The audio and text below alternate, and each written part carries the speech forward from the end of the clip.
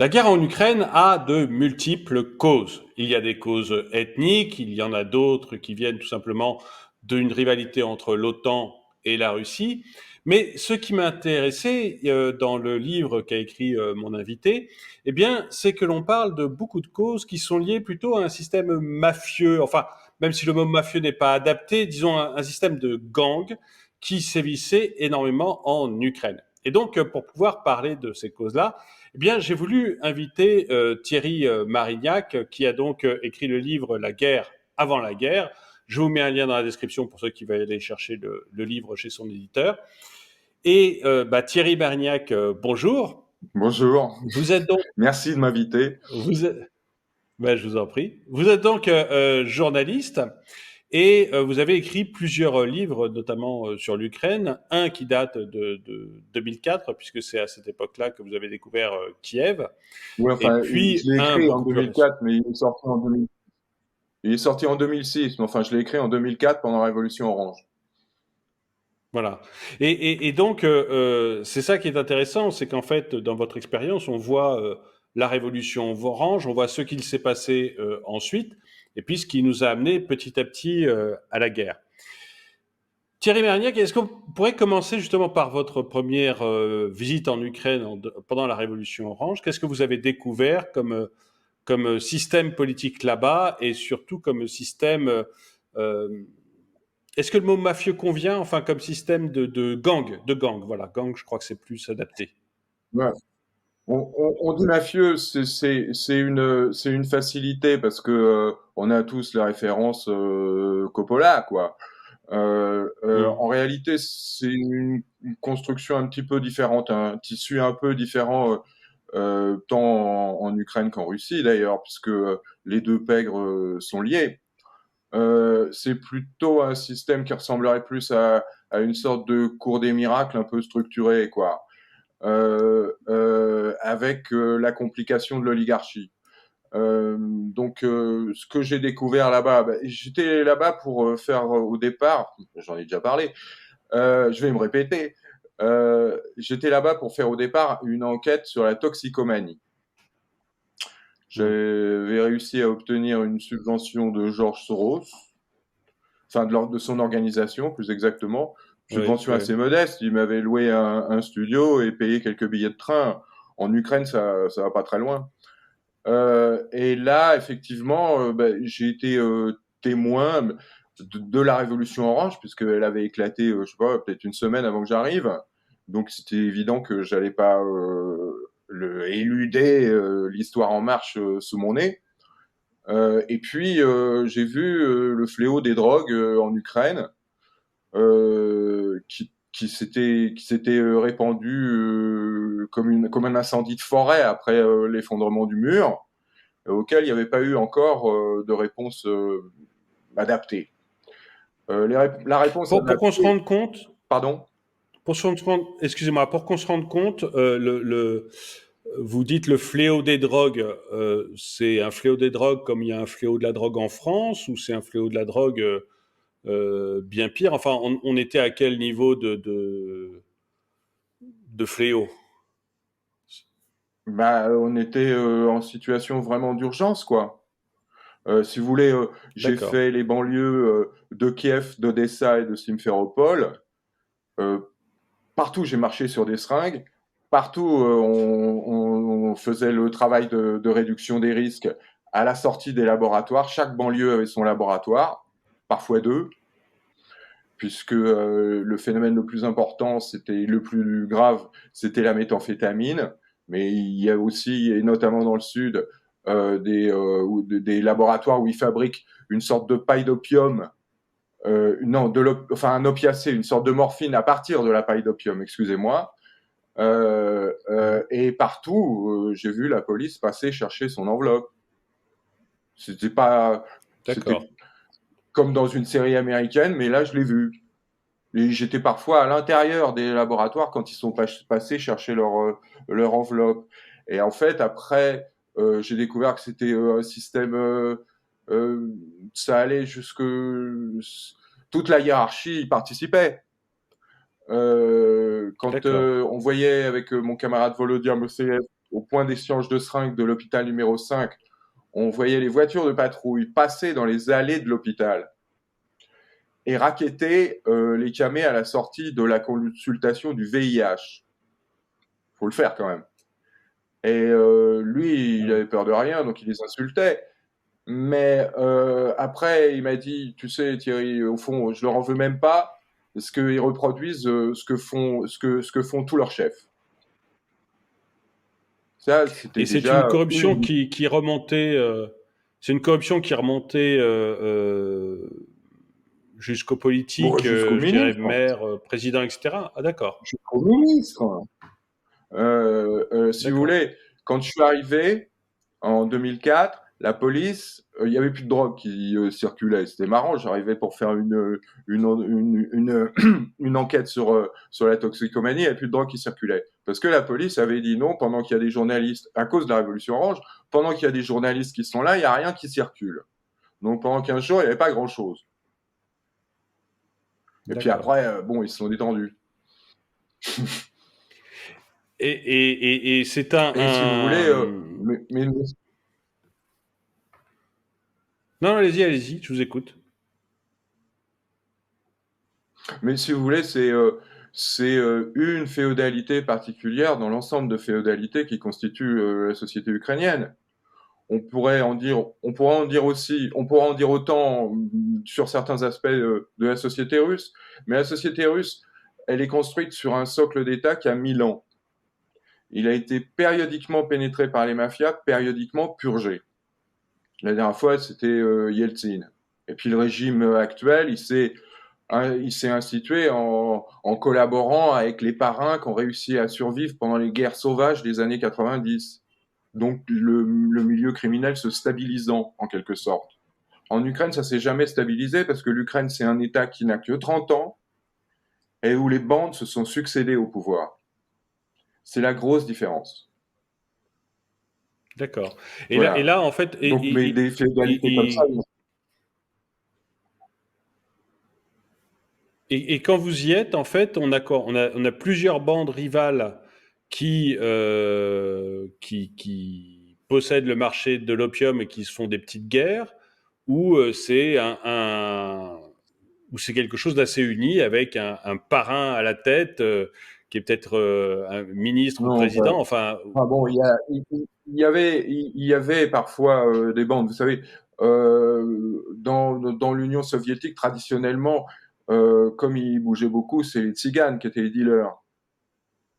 Donc là, à ce niveau-là, il y avait un point de vente autour d'Odessa qu'on appelait Palerme, qui avait été fait avec la complicité de la police en réalité. Mais la plupart du temps, il ne s'agissait pas de ça. La plupart du temps, c'est des laboratoires locaux.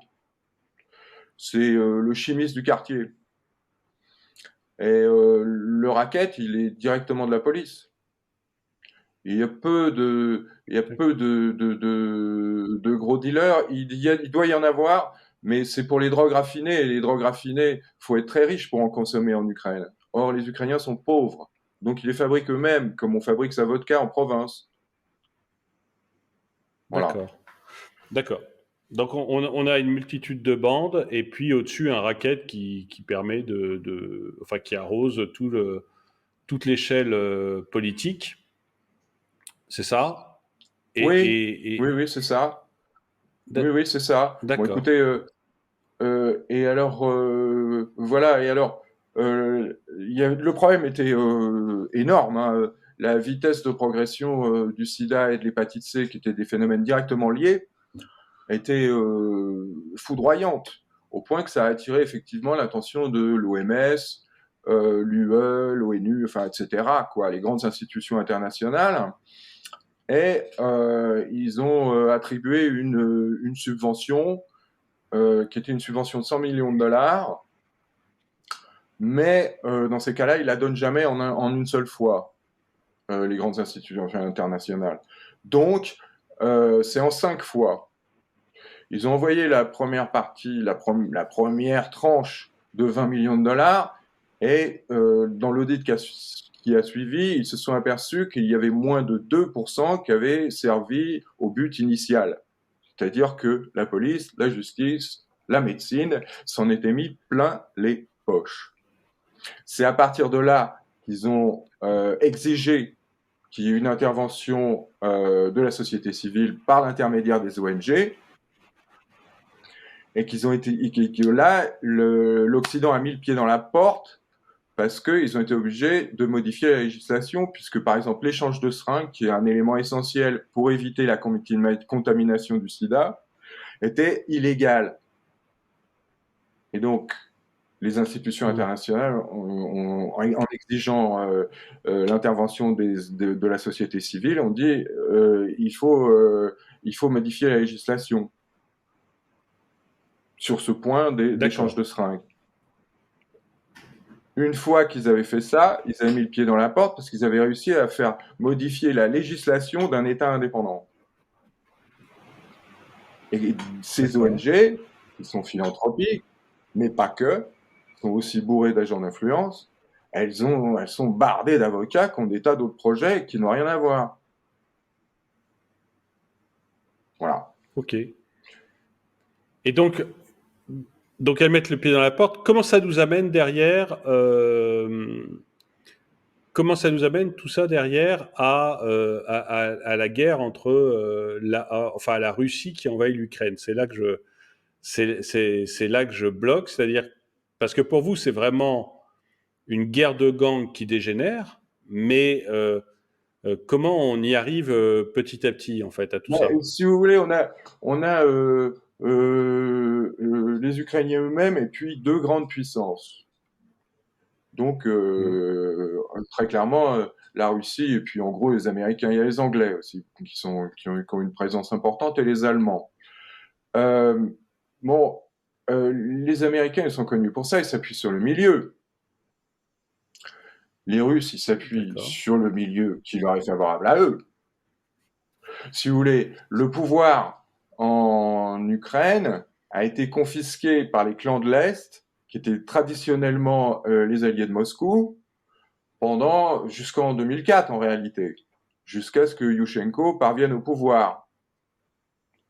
Donc il est D'accord. assez logique que les Américains et les Occidentaux en général, je dirais les Euro-Américains, soutiennent plutôt par exemple les clans de l'Ouest de l'Ukraine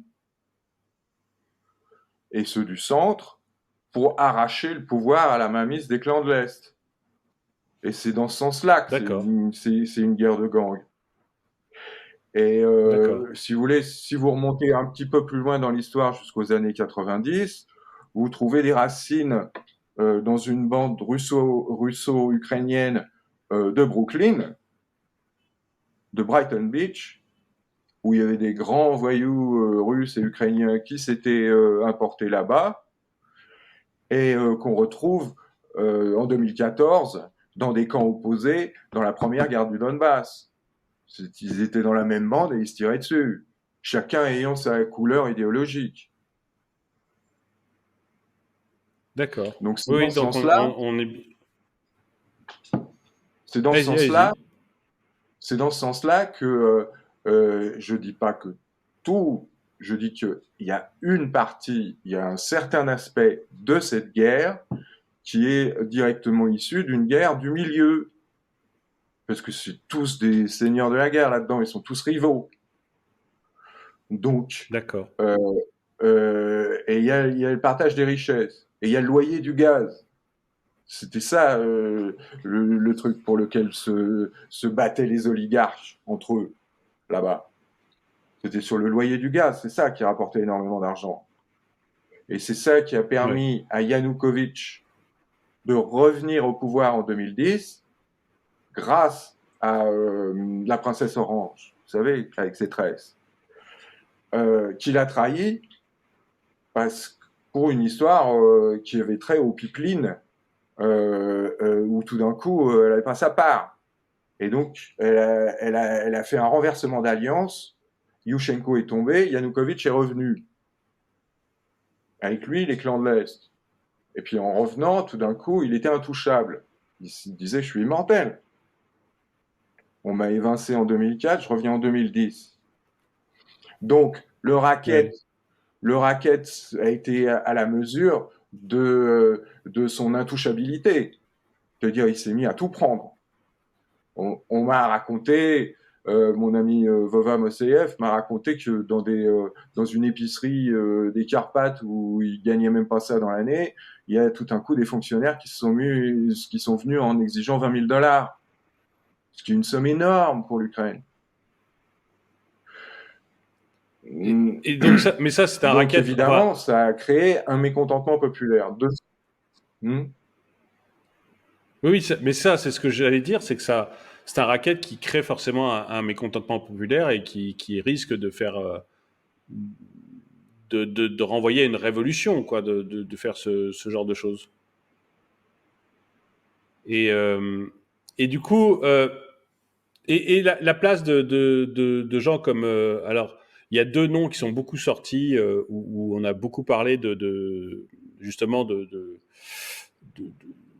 mafieux ou de chefs de gang. On a parlé d'un côté du fils Biden et de l'autre côté de Zelensky. Donc, Zelensky, il est mouillé dans ce genre de choses ou c'est quelqu'un qui est venu complètement Bah, à côté et... écoutez, il faut voir,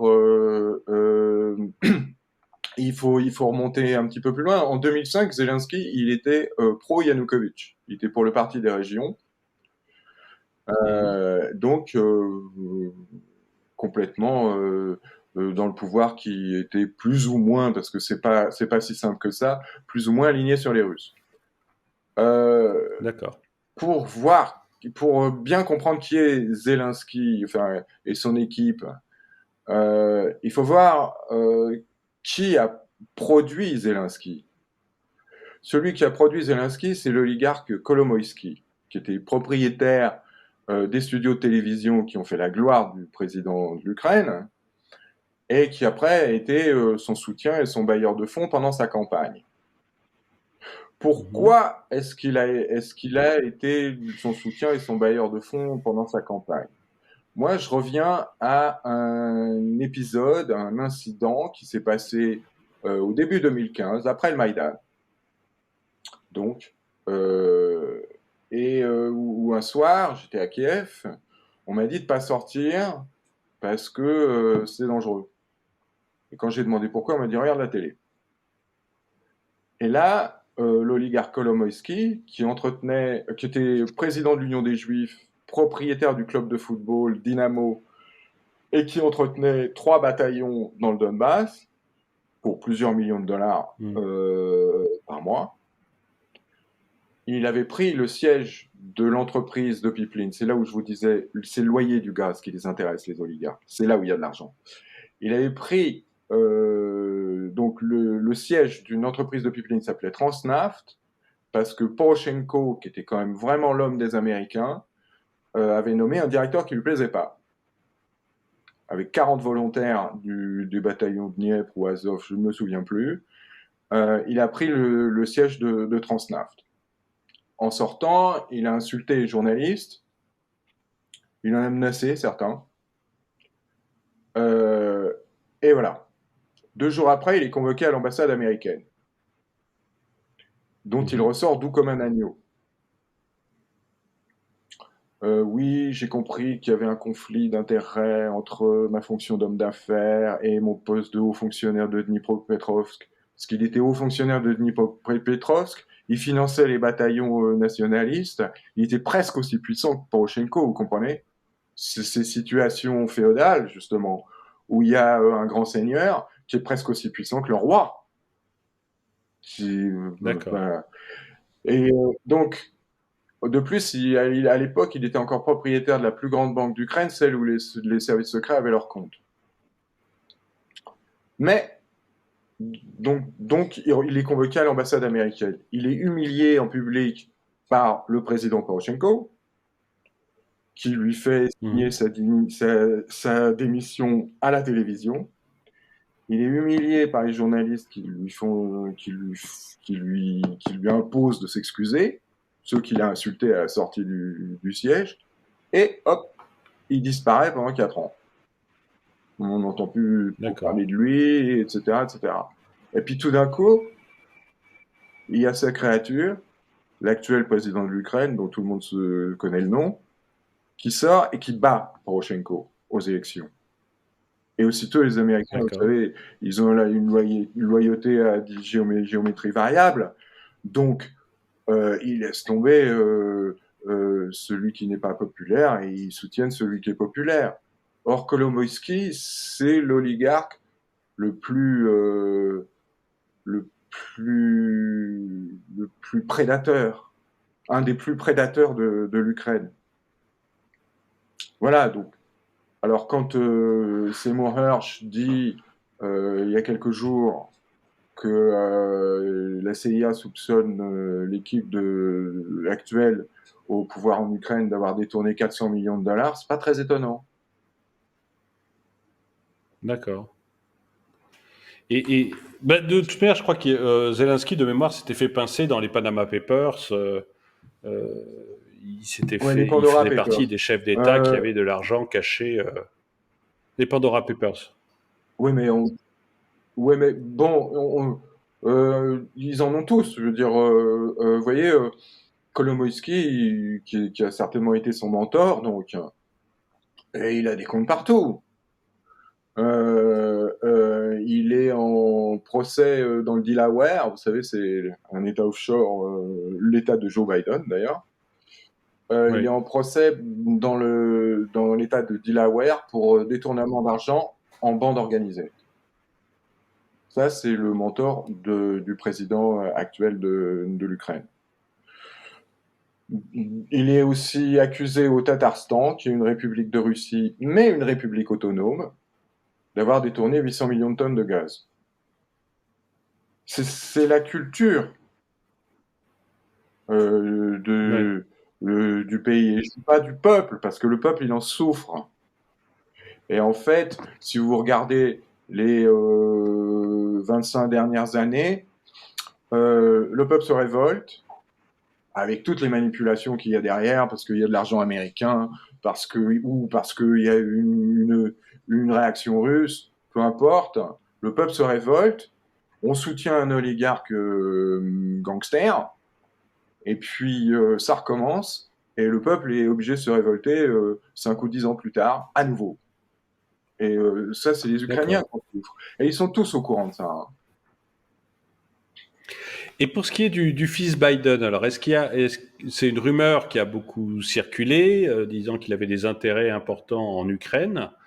Euh, Est-ce que c'est quelqu'un qui fait partie de ce système ou juste un homme d'affaires qu'on a accusé complètement à tort et qui a rien à voir avec tout ça? Non, bah, non. Vu la position qu'avaient les États-Unis et en particulier la famille Biden à ce moment-là, il est évident qu'il n'y a pas de fumée sans feu là. D'autre part, on revient à Kolomoïski dont je viens de parler. C'est lui qui possédait 45% des parts de la société où Hunter Biden avait, selon toutes les opinions autorisées, un emploi fictif. Hein, parce que c'est pas un expert en énergie. D'accord. Donc, maintenant, je connais pas le dossier en particulier, donc je peux pas faire de révélation à ce sujet-là. Mais ce que je peux dire, c'est que c'était une entreprise où l'oligarque Kolomoïski, le fabricant de Zelensky, avait 45% des parts, ce qui est une majorité confortable quand même. Hein. Enfin, une minorité D'accord. confortable, je veux dire.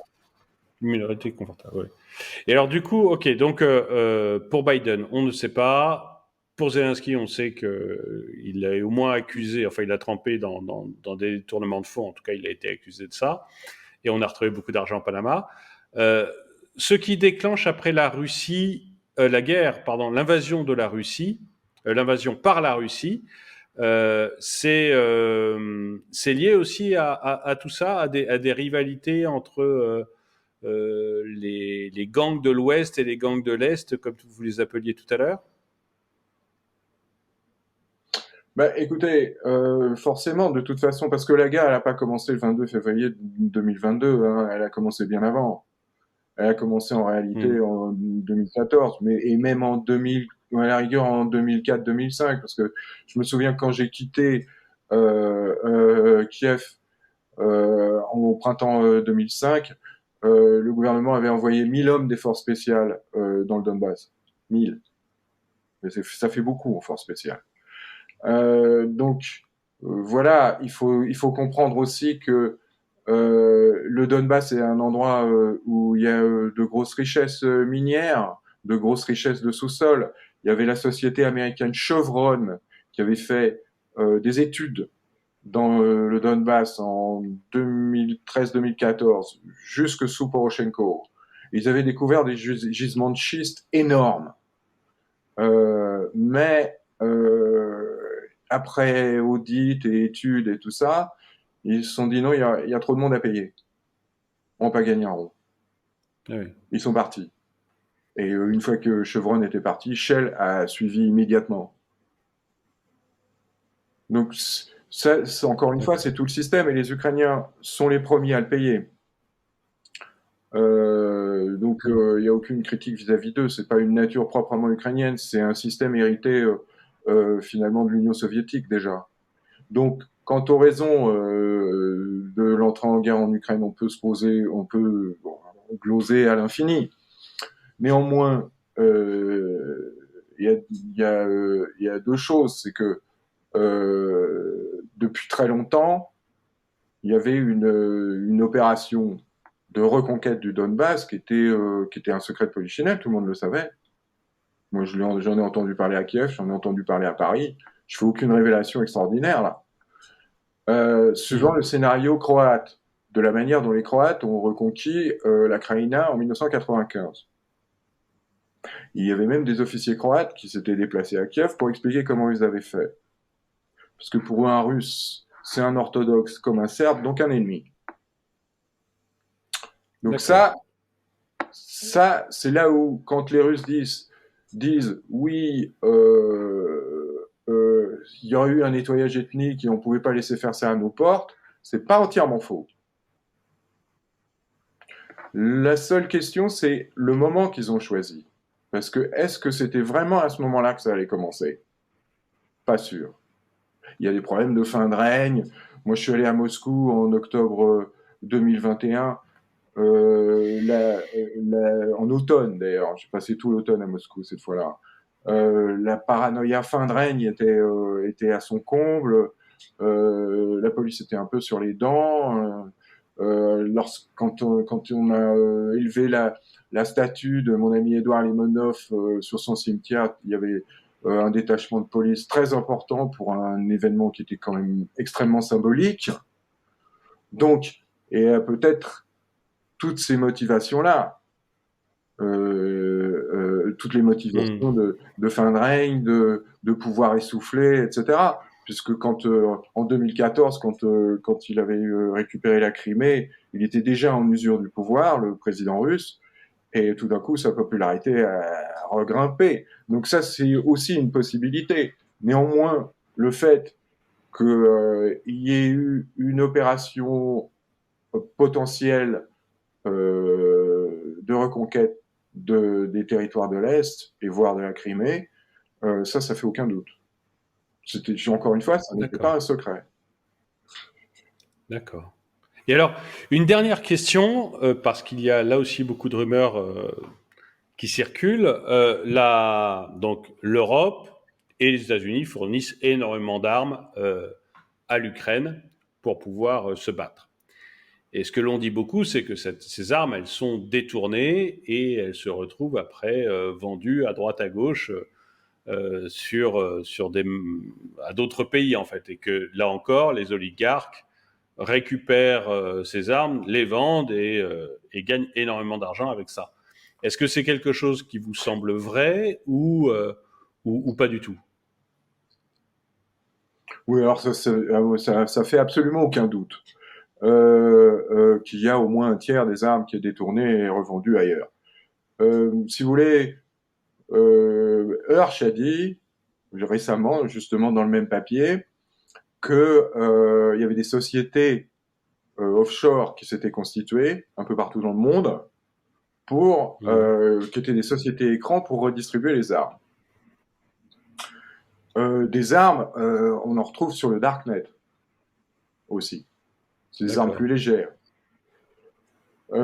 Si vous voulez, ma méthode, c'est toujours de comparer les histoires, l'information comparée. Ce que je peux vous raconter, c'est que je suis allé à une réunion à la Maison de l'Ukraine au début 2015, mars Hmm. peut-être. Euh, et la réunion, c'était les responsables de l'armement et les associations patriotiques. Les associations patriotiques étaient hystériques de rage contre les responsables de l'armement. Parce qu'ils avaient continué pendant la première guerre du Donbass, donc 2014-2015, ils avaient continué à Oui. vendre les tanks et les roquettes et les gilets pare-balles en Afrique, en Asie, pour toucher les rétrocommissions. Donc, si vous D'accord. voulez, et qu'en plus, quelques jours avant, ils avaient arrêté des généraux qui revendaient les rations de guerre américaines sur, euh, sur Internet.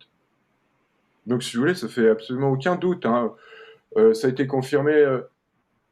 Il y a un blogueur ukrainien qui s'appelle Kirill Molchanenko, un blogueur d'opposition, parce que ça existe aussi l'opposition en Ukraine. C'est pas tout le monde n'est pas d'accord. C'est pas un bloc quoi. Euh, Hmm. il est pas du tout pro-russe. Et il a dit que on revendait la boîte de 10 œufs qui était vendue 70 grivnia euh, dans les supermarchés de Kiev était revendue à l'armée 170 grivnia, sous prétexte de la logistique, le transport. Donc ça D'accord. surfacturait la nourriture à l'armée, et la nourriture qui était souvent de l'aide. Oui. Encore une fois, c'est des secrets de polichinelle. L'opposition ukrainienne le dénonce énormément. Il faut, C'est un pour système. retenir... Oui, allez-y. Pardon. C'est un système étatique où c'est les généraux qui font ça, chacun de leur quoi. Pendant la Première Guerre mondiale, au début de la guerre, l'armée russe s'est retrouvée, première ou deuxième, je ne sais plus. L'armée russe s'est retrouvée complètement dépourvue parce que, par exemple, ses généraux avaient vendu tout ce qui est couverture de survie, enfin couverture, etc. Et les généraux l'avaient vendu et les soldats s'étaient retrouvés sans couverture, sans rien. Euh, Est-ce que c'est la même chose, c'est-à-dire ça reste au niveau des généraux, ou alors c'est plus avant, c'est-à-dire c'est des ministres, un président qui Bah, vont revendre le on matériel, dit que quoi. c'est des ministres, oui. On dit que c'est des ministres. Il y a un exemple, c'est le ministre Avakov, donc ex-ministre de l'Intérieur, qui a acheté 10 hélicoptères à la France, ou 11 je crois, Mm. à Airbus. Dans un de ces hélicoptères, son successeur et toute l'équipe sont tombés et sont morts au mois de janvier. 15 personnes. D'accord. Cet Avakov avait une longue histoire à Kharkov, liée au milieu et à la droite radicale ukrainienne. Dans la purge de février, quand même c'était un peu bizarre que son successeur soit tombé dans les hélicoptères, mais bon. Euh, dans la purge de février, on a retrouvé les contrats de vente d'hélicoptères, non pas au ministère de l'Intérieur, où ils auraient dû être, mais chez lui. D'accord. Donc, la, tout le monde s'est toujours cassé les dents sur la corruption en Ukraine. Vous savez, comme on dit, on ne peut pas conquérir l'Afghanistan. Mais personne n'a jamais réussi à venir à bout parce que c'est systémique. C'est pas quelques brebis galeuses, etc. Non, c'est systémique. Et si vous voulez, on a nommé par exemple à certains moments des gens qui soi-disant étaient propres, notamment une ministre de l'économie géorgienne,